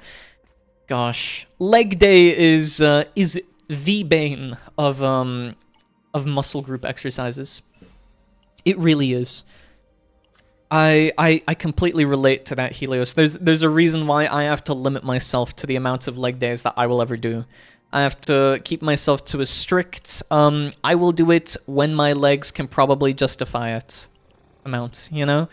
I feel like when it comes to doing leg day, it's you have to consider, oh yeah, I won't be able to walk for the next couple of days as a result of this. So you set your fates in stone at that point.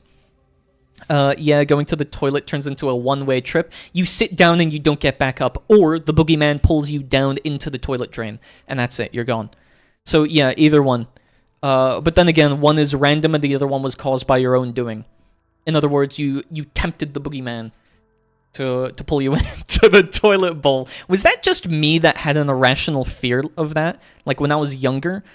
Like, I feel like when I was younger, I had this fear that the toilet bowl was too big and I'd fall in and I'd flush myself somehow. And that was it. That was just like my life gone.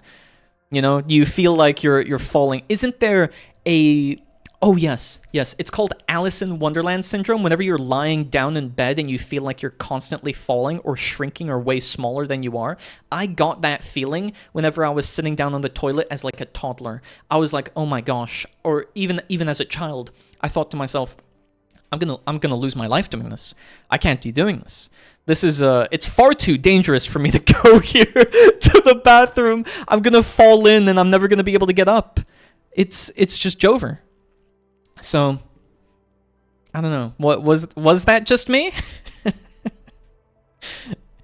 The peephole of my doors scared me as a child. That one I can see being reasonable, though. Like, genuinely. I can see that being reasonable because when you look through it, you've always seen these horror movies where they depict, like, oh, there's someone in the background that's, like, creeping up on the characters. And in that moment, you're not thinking to yourself, oh, I'm trying to see what's on the other side. No, you're waiting for something to stare at you from the other side. That's the terror of it. It's not what's actually happening. It's the horror of what could happen. It's like as was mentioned in chat earlier. It's the fear of the dark and everything. Like the whole tunnel vision. You don't know what's behind you. It's like if I were to tell you right now, don't look behind you. And there's something staring, and you've got that like premonition of like there's someone breathing over your back or over your shoulder. You feel like a cold breeze on your neck, and you're like, ugh, I don't want to do this anymore. I can't bear it. I hated when I was a kid and my older sister turned off the bathroom lights when I was in the bathroom. That terrified me. That genuinely terrified me. I know exactly what you mean, Silent Scythe. I used to have a maybe not so irrational fear, actually. I used to have a fear of being locked in the bathroom and the lights going out. I hated, and I still do hate, motion sensor bathrooms where they just turn off the lights like while I'm sitting there enjoying my time. I'm peaceful, I'm in my lane, I'm moisturized, I'm living out my life in my toilet or in my bathroom. Motion sensor shuts off the light. I'm blind. I don't know what's going on. I reach for the door, and yeah, it's still locked, but like, what if it didn't unlock in that moment, and I was just stuck there forever? That's it. People are gonna have to find me. They're gonna have to walk into the bathroom and see like, oh, dude, this guy's stuck in the bathroom with the lights off, and I'm like, what, crawling across the ground with toilet paper stuck to me? It would be so embarrassing. I don't know if I could ever live with myself after that. What's the most annoying thing to me is the trend of houses and apartments being built in this big open style. I hate big open spaces. I agree with that just because of all the echoing. You know, like, when it comes to big open spaces, I want to be able to... I don't want reverb and I don't want echo. I close my doors. I make sure that, like, no echo comes out. I make sure that, like, there's no unreasonable amount of sound leakage or whatever you want to call it. And I just feel like, I don't know, everything is also open spaces. I like comfy small rooms. Maybe it's just the hikikomori inside me, like liking small enclosed spaces where you just have your bed, your desk right next to it within arm's reach or something like that. I feel like that is so much more comfy. It really is. Big open spaces, it's too echoey, you feel like something's always watching you out of your periphery. If you're sitting with your back against the wall, maybe I just like claustrophobic spaces as well. Like, I could sleep in a box, and I feel like that would also be really comfortable. I mean, sure, they look nice during the day, but they are terrifying at the night and in the dark. Yes. Also with long corridors. You don't need them to be long. You don't need them to be that long. Just, I don't know, add it to a room. Do something with it, turn into a cabinet, whatever. Just don't have me walking down really long hallways in a basement. I'm sorry, that's unreasonably scary. There's a reason why horror games are based off of that, and there's a reason why I avoid horror games because of that. I don't want to walk down long hallways or in big empty rooms when it's dark. I completely get that. If anything, I think architects are trying to design with horror in mind. I feel like it's a ploy. Big architect and big room building organizations are really trying to put us into scare you out of your britches type feelings. I have no problem. My room is the living room, so it's pretty big. I like my room. My room is fairly small, but it means that I can just lay down either in my bed to look at my monitors, or it means that I can just reach over and be at my desk. I gotta say, it's so comfy. It's so comfy. I can't imagine... Oh, wait, that was an epiphany. I thought that was removing it. Whoops. I can't imagine having a bigger room, because then it feels like I've got too much space. Like, when I work with this... You know, even in games... right?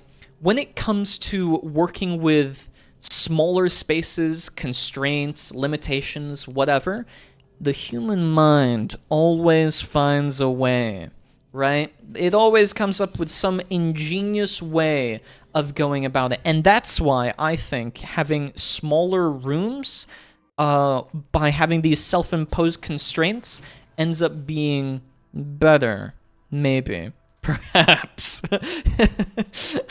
At least that's what I'd hope. It's always funny when I see these people complain about these micro apartments in Japan. I just look at them and think, what do you what do you mean? It's literally perfect. Even the tube hotels. I gotta agree with you there, Helios. I actually like the capsule hotels and whatnot. I like small enclosed spaces, and honestly, it's just a case of luggage. It's just a case of, where do I put things? Where should I have things? Like, if you solve all the storage problems, the size of the room, that's it. I just need my desk, I need my computer, I need my bed, and maybe like, I don't know, a tray or something to eat, like, while I'm by my desk or something, like a small, I don't know, this is gonna sound like I'm in a nursing home, but you know those like trays that you'd put on your lap or whatever? If you had those trays that you put on your lap and you put your food on it, that's all I need. I need a small room, the food trays, my actual food, throw on a movie, that's all I need. So good, so good. Smaller rooms, less to clean. Also 100% true, 100% agreed. The only complaint I had were other people snoring they should build soundproof capsules. That's also true. I've been once bunked in a room where, like, someone would fall asleep at, I don't know, 5 p.m. or something like that, and would wake up at 3 a.m. whenever I would do solo stuff and travel. And my gosh, it was so loud. So loud, the snoring. I had to put in earbuds and everything just to fall asleep. It is really a difficulty with capsule hotels to try and bear with that. But also, I have to go back to this point that Silent Scythe made. Yeah, so much less to clean. When you have less to clean, you feel more in control, because the more you put off cleaning, the less in control of your space you feel. At least I think so, right? Like, if we compare a really cluttered or really messy room with a not so messy room, in the messy room, you feel like you put off wanting to clean it because it's like, oh, well, maybe this is just me. I don't want to clean it now because, like, it's just going to get dirty later. I'll do it at a point where it's so much cleaner, and then once it's cleaned, then I'll keep it consistent and so on. And so I clean in a routine, but I won't clean, like, extensively unless I feel it's necessary. Because if a room is too big, then I'm just like, oh gosh, it's going to take me at least like half an hour to an hour to clean this whole place. So I'd much rather go back to my cave and make sure that that room is spick and span. I like to clean. Yeah, I like to clean small spaces. I don't like to clean cluttered spaces. I think that's what makes it hard for me. Cluttered spaces to clean are just, they're agonizing. They really are. I hope I never have to clean really open spaces with a whole bunch of clutter and everything. I've got like not cable ties. I've got, what's it called? Cable sleeves? I've got cable sleeves for all of my computer cords and everything, so that all I have to do to clean is lift it up, lifts all of my cords, lifts everything, and I just attach it, doesn't get dust on it, put it underneath the desk, wipe off the desk, and I'm done. That's it. That's all I have to do. And oh my gosh, that has helped me majorly. My current room is the size where one broom is enough to clean it up in like 2 to 3 minutes. That sounds ideal. Ideal size of room, actually. That reminds me, I wanted to buy a witch-style broom to make it feel more magical. You should do that. That would be so... Oh, he's so wizard-pilled. He's so wizard-pilled. I agree. You should do that. You should do that. Explain the emotes? Okay. I'll explain the emotes, but you have to be... Auger lives in a damn psych ward out here with the trays? It's not true! I told you I'm not in a nursing home or a psych ward. I just like the convenience. It's nice to have it on my lap, and it's nice to eat from it. It makes it really convenient. What can I say? It's not a psych ward thing. I promise I'm not insane. I promise. I'm just a little wizard guy. It's not related to me being in a psych ward. Explain the emotes. Yes. How do I allude to this? How do I allude to this properly? So there are a couple of Monster Girl franchises that exist with some characters having motifs of those things, and I really like them. So I adapted them and added them to my channel, and that's it. That's it. The bow, for instance, is a reference, but also a reference to things I like with Monster Girls. It's hard to explain. The bell is the exact same thing. It's a reference to characters I really like. We are just voices in your head? Exactly. Wait. If you're the voices in my head, then blue flavor doesn't exist. If you're the voices in my head, then the blue flavor doesn't exist. Blue flavor is gone. My kitchenette is literally 3 steps away from my desk. My gosh. That is so good. That is so good. 2 steps away? Wait, how far away is your fridge? How close is your fridge in that case? Because I think then... Oh no, wait, is it going to activate that one? Yes, okay, sorry. Because in that case, if your fridge is right there, you could literally just grab whatever you want. Grab a brewski, a monster, whatever it is, out of the fridge, and you're good to go. That would be so good, man. So comfy.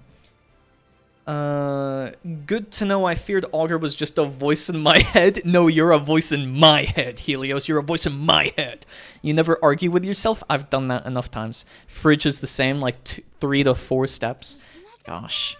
I feel like I need to get a mini fridge for my room. I genuinely do. That way I can just chill with a... No pun intended. I can chill with a mini fridge in my room and just grab drinks and whatnot. Because I love iced tea.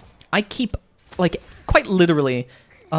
it's not a gallon, right? But it's, I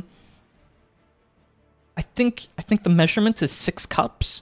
It's 6 cups, or approximately 2 liters, something like that, of tea, of iced tea.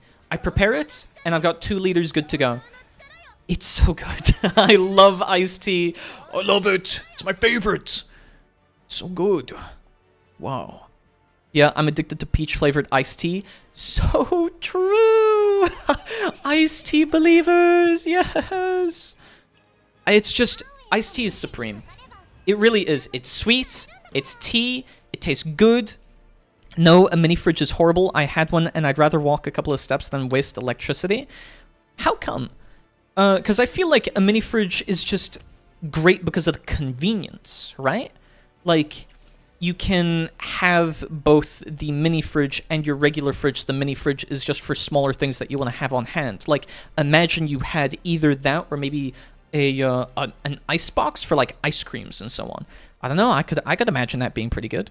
At least anytime I think of like when I go to capsule hotels, just having the small little fridge as an accessible thing that I just stand up and I'm like 1 step and then I've got the mini fridge. It's like, oh yes. Refrigerated water at like 2 a.m. So nice. Don't even have to go anywhere. In fact, I could like lean over the bed, roll out, and fall over, rip open the mini fridge door, grab my water bottle like I'm a zombie or a ghoul dragging myself across the ground, take a swig, and get back into bed, and I'm all done, you know? Only took me like 5 minutes because I had to get out of bed and crawl across the floor. If I didn't pay attention, I drink like 4 to 5 liters a day. I think I do approximately the same. I think I drink way too much tea. Well, is there such a thing as too much tea? I don't know. I don't know.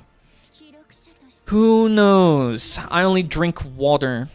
I like drinking water, but that's why I drink tea. Because it's by the time that you've got like 6 cups or 2 liters of it, you end up having drank about, I don't know, 4 liters throughout the day. You just go through 2 of those, and it's like 2 tea bags each. You just let it steep for a couple of hours or something like that. And if you prepare it the day before, the night before, or a couple of hours before, it works perfectly fine. So that's how I do it. It makes noise, and it's something to clean up, but of course those problems can be avoided with enough money. Yeah, I have Oh gosh, I'm trying to think of what they're called in my fridge. I have a little mat that I just draw out. Like, you know, the entire shelf, I can just, whoop, draw it out, and then wash it off. And it's good to go. That's it. That's all I have to do to clean it off. Not difficult. The only downside, of course, is, like, as you said, the noise. But, yeah, I think that's just to do with, was it older... I forget what the little thing is called, but it revolves around the Peltier effect. It's how refrigerators and freezers get make themselves cold. But it's the... Gosh, condenser? No, maybe I'm wrong. I think I'm making things up. It's the whatever it's called that makes the fridge cold, but it revolves around the Peltier effect. But only in glass bottles because I don't like it in plastic.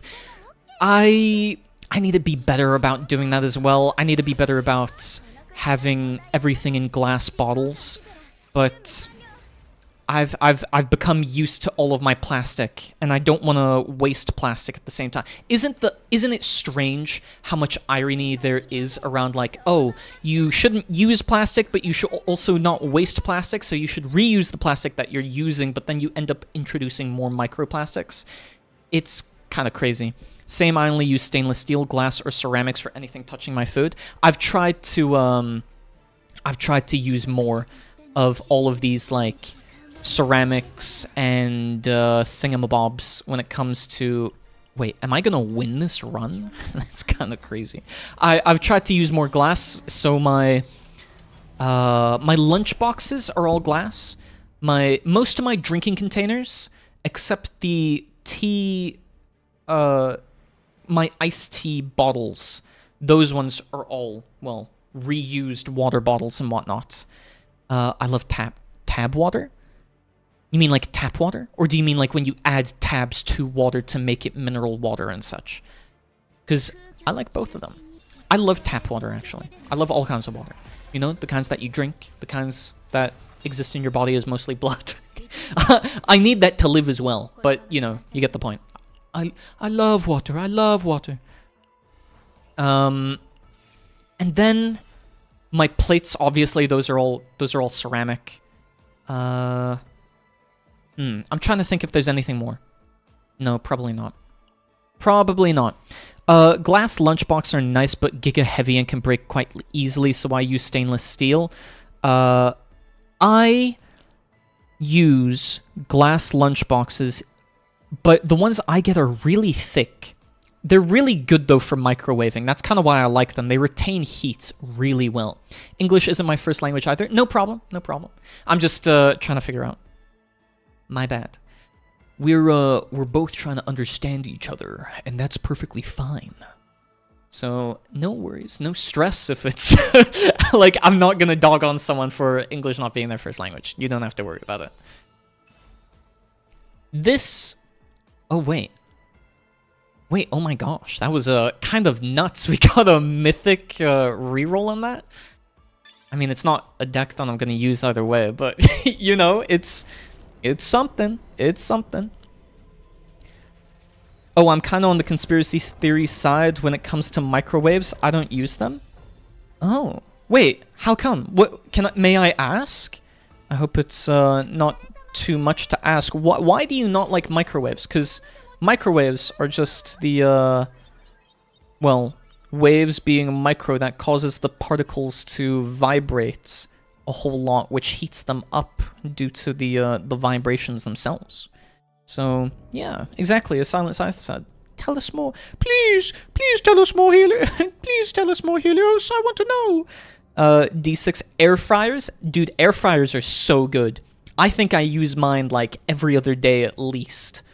I must no, actually, every day. I would probably use it for heating up food more, but I don't like dumping out the contents of my lunchbox or my partitioned food into the air fryer, then scooping it back into a plate or something like that. That's too many dishes. That's too many dishes. For that reason, I'm out. No, for that reason, I only need to use it once. So like once every other day or so. I want to get a rice cooker too. I've been contemplating maybe I should get it, but at the same time, I feel like if you just have a pressure cooker, it's way more versatile. And if you have a pressure cooker, you could essentially do what a rice cooker is doing, kind of. It depends on if you have a basket or not for it, I've noticed. Because mine, I really invested in getting a good pressure cooker so that I could eat bone marrow. And doing that has, oh my gosh, the amount of recipes and all of that, so good. So good. I love my pressure cooker and my air fryer. Those two I will never forget. The only reason I use my microwave is for popcorn and for reheating my partitioned food. It's because I do a whole bunch of meal prep and I get that ready. Because I used to spend like an hour and a half cooking like a really lavish meal for myself every day. I was like, oh my gosh, I have so much free time, I may as well. But then since I became more and more busy, I just... I was like, no, I can't be spending an hour plus making my dinner every single day. So I have to hold off from that now. My gosh, it's so much more convenient. Yeah, but the food is always coming out soggy. Or wait, yeah, but the food is also soggy. Also always soggy coming out of the microwaves, you know. To an extent, right? Because I feel like if you rotate it around enough, if you have like it layered, or if you move it up and down the microwave, you can get a pretty good or a pretty even microwaving of your food. So I've not really had many issues with that. I found it to be quite convenient, yes. So I don't have much of an issue with it being soggy. I think... And now I'm trying to think. I know that I've made bacon in the microwave before, like crispy bacon in the microwave, and that I had to use like paper towels. You have to stack them on top of each other like you're making a sandwich out of paper towels and bacon, and through that you get really good crispy bacon in the microwave. Put aluminium foil on the air fryer for reheating food. Easy to scoop. Oh, wait, yeah.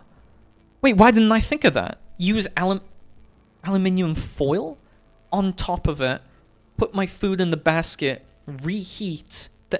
Dude, that's genius. What? Wait, oh my gosh. Okay, I'm gonna have to do that, because I've always been worried about using something like silicone or baking paper because of the wax getting in my food, but I guess the wax is digestible. I'm just not sure with some of the chemical ingredients for the wax that they put on baking paper, if I'm like convinced to reheat that on an air fryer, and then not expect something to happen with it. I'm not sure, because at least with an oven, it's got a fumigation hood, so to speak. It's got the ventilation that goes on in it.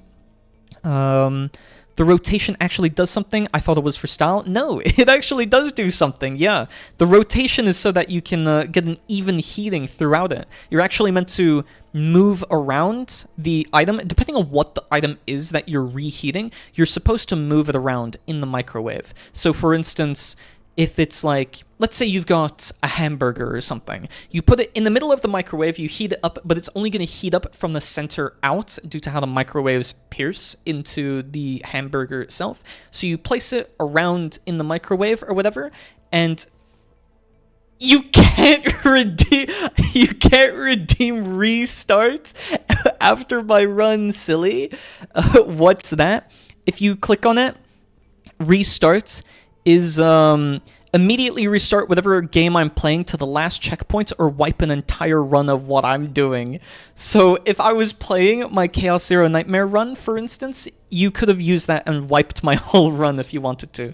I thought it would be a really funny thing. So, for instance, tomorrow, when I'm playing Devil May Cry 5, if you wanted to, while I'm like close to the end, you can use that. I'll reset to a checkpoint or to the last save if you really want me to. And I'll restart the whole mission, maybe. If people use it enough times, I'll wipe my entire run and I'll redo that. Wipe my save file? Dude, that would be the end of me, dude. That is way too many hours that I've spent on this profile. Like, actually, oh wait, if I go to my profile, it's probably gonna show my ID and everything, but level 57 on Chaos Zero Nightmare is like a couple of months. I would lose my mind having to restart it. Oh. And then again, there's nothing I ever need to reheat, and cooking my meals takes like 10 active minutes tops per meal. I try to do something lavish. Yeah, as I was saying, like, I would spend maybe... I I would spend about an hour and a half plus, because what I loved to do was I loved to make katsu. I loved to make crispy chicken every single night. So I would get panko and I would fry it, and I would do this every single night, and I would spend up a whole hour just making crispy chicken for myself to eat for dinner every single night. But I came to a point where I was like, man, I cannot be doing this every single night. So I decided maybe I stop doing that, and instead I focus on making partitioned meals for the entire week or more, then using that throughout the week and reheating that in my microwave. And that works out fine. That's basically what I do. But I do actually move over from like a plastic container or my whatever container. My food ones specifically for my lunch are in glass. Those I move to a plate and then reheat it in my microwave. So that works out pretty fine, I think. It works out pretty well actually. And unfortunately, by this point in the stream, I think you know what's going on when we're on this stream. When we're on the loading screen. Oh, it is the end. Is it the end? Yes, it is. It is the end. We're getting close to it anyways. I do a little post-stream. Tomorrow, we will be playing a bit of Devil May Cry 5, as per usual, with influences, and hopefully I'll have enough time to implement all of the buttons via stream points, or whatever points. What are they called? What are they called? I called it MP for my channel. Yeah, channel points, that's it. I'll implement them as buttons, so you just have to click, and then it'll influence. And I think that works way better. I think that works so much better than typing it all out. And then I'll add some more as well. I know that D6 was joking one time, I think, about doing backflips. I'll see if I can make a script or something like that to do backflips in Devil May Cry 5, though it'll be more like jumping backwards and taunting, but we'll see. I'll try to think of something if I have enough time tomorrow. Salute. I'll just watch Vampire Diaries again, I guess, and read Rosario plus Vampire. Read it, and lose myself in Catherine. Catherine is so good. By the way, Catherine with a K or Catherine with a C? Who's your favorite? For me, wait, I need to double check the names actually. I need to double check. Catherine... Full Body was the name of the new one, right? I need to check. Catherine game characters. I think my favorite was Catherine with a K. I really like Catherine. Either way, we are at the end of the stream. But I'll see you guys tomorrow at the exact same time. So, or well, 2 hours prior to now. Don't be specific. Don't be semantic. I'm not asking for this. Either way, thank you so much. And honestly, once again, thank you so much for the bits, the subscriptions, and everything like that. I can't put it into words, but just know that I'm so thankful. I hope you all have a wonderful rest of your weekend and night, or a wonderful morning, maybe? Wonderful midday, if you're in the West Coast and so on. Have a wonderful rest of your day. Bye-bye. Bye-bye.